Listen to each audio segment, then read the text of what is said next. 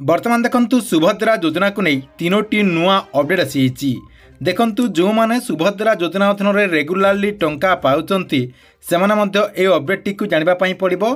ता सहित जो माने एई तृतीय किस्ती रे सुभद्रा योजना अधीन टंका पाई नाहंती सेई मानक पई मध्य बहुत बड़ गोटे अपडेट होईची।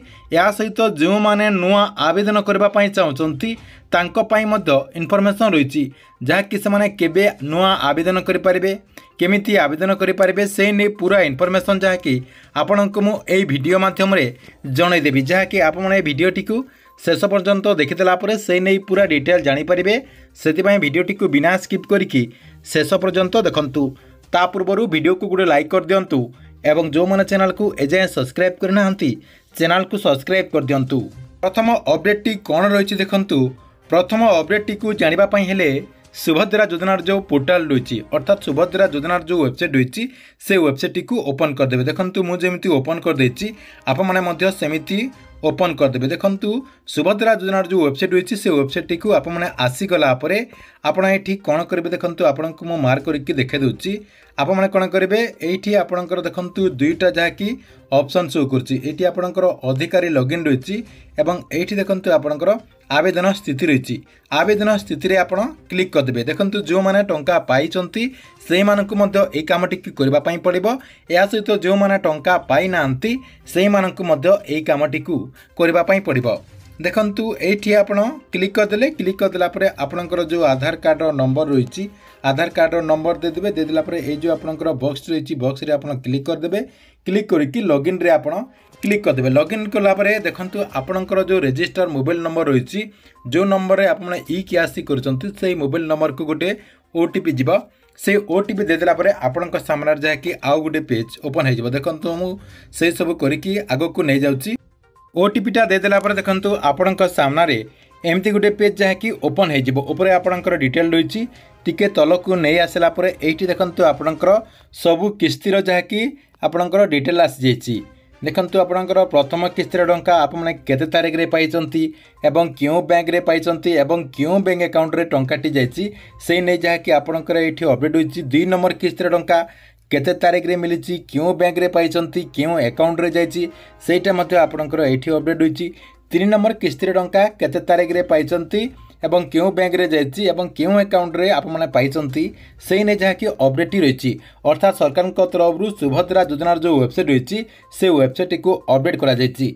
तेबे देखंतु आपमने आपणकर ट्रांजैक्शन टी चेक करेंगे अर्थात क्यों बैंक अकाउंट को सरकार तरफ सुभद्रा योजना अधीन 5000 टंका दि जाइछि आपण एई प्रोसेस रे चेक करेंगे। ता सहित सही अकाउंट रे आपणकर जो टंकाटी पड़ी से टंकाटी को आप जाकि उठेई पारिबे।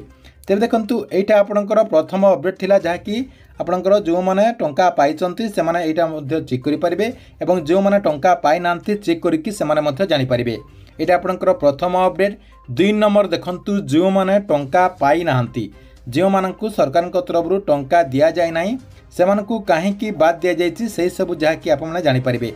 सेति देखंतु सुभद्रा योजनार जो पोर्टाल रही से पोर्टाल टी ओपन करके आपणकर जो नुआ लिस्ट रही से नुआ लिस्ट टी चेक करेंगे। या सहित देखंतु जो मानकर रिजेक्ट आछि रिजेक्ट लिस्ट को आपठी जहाँकि चेक करेंगे एवं आपणकर कौ रिजन पई कटा जाइछि आपणकर कौन असुविधा है जे आपको सुभद्रा योजना अधीन बाद दि जाइछि जहाँकि आपने से लिस्ट को चेक करके आपने निजे जानीपारे। यहाँ आपणकर 2 नंबर अपडेट थिला। 3 नंबर अपडेट टी देखंतु समस्तों गुरुत्वपूर्ण रही देखंतु बहुत सारा महिला एपर्यंत सुभद्रा योजना अधीन आवेदन करना या सहित किछि लोकंकु 21 वर्ष हो से माने एबे जाकि आवेदन करने अपेक्षा कर रही। तेबे देखंतु जो मानकु 21 वर्ष हो जाइछि एवं जो माने आवेदन करने अपेक्षा कर रही से माने जाकि खूब शीघ्र आवेदन करें। देखंतु केबे आवेदन करें मु ताहा जनईदेवी। ता पूर्व देखंतु आप माने जेमिति आवेदन करते प्रथम सुभद्रा योजना अधीन जेमिति फॉर्म आनिकी आपण से फॉर्म टी को फिलअप करके आवेदन करुले से प्रोसेस रे जहाँकि आप माने आवेदन करें।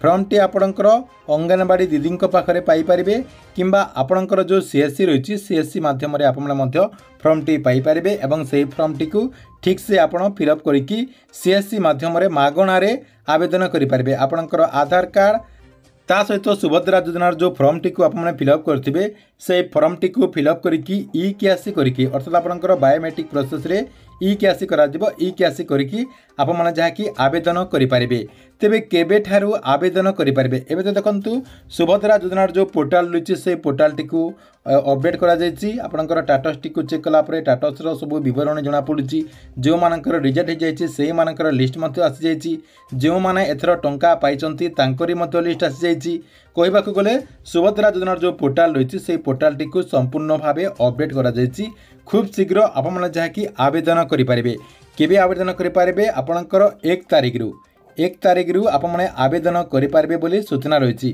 आसंता 1 तारिख रु अर्थात सेप्टेम्बर 1 तारिख रु आपण माने आवेदन करेंगे जो माने एपर्यंत आवेदन करनाहांती एवं आवेदन करबा पई अपेक्षा कर रहिसंती सेमना जहाँकि सेप्टेम्बर 1 तारिख रु आवेदन करेंगे बोली सूचना रही ठीक अच्छी एथिला आपणक पई सुभद्रा योजना को नहीं 3टी नुआ अपडेट आपण को ये अपडेट गुड़िक केमती लगिला कमेंट बॉक्स रे निश्चय गोटे गोटे कमेंट करंतु एवं प्रत्येक दिन गवर्नमेंट रो नुआ नुआ योजना गुड़िकर अपडेट गुड़िक जानिबा पई चाहुतले हमर ए जो चैनल रही ये चैनल टी को सब्सक्राइब करके रेगुलर देखुतांतु।